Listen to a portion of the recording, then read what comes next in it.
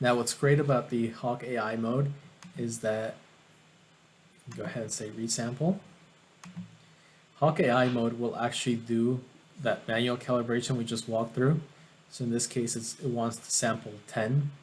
This is also the same configuration you did at the beginning because HawkAI mode is enabled by default. So basically set up your camera where it's going to be collecting samples. Get around 10 people. Basically, as people start passing by, it will start the sample count. Do not use those samples as your reference. Once the samples are completed, that's when the HawkAI mode will be able to determine its actual temperature. Now, HawkAI mode is great for environments where temperature may change the actual environment temperature. So if you have active traffic, active people moving through, this is great to get your first 10 samples done quickly. I'm going to go ahead and proceed with the 10 samples here.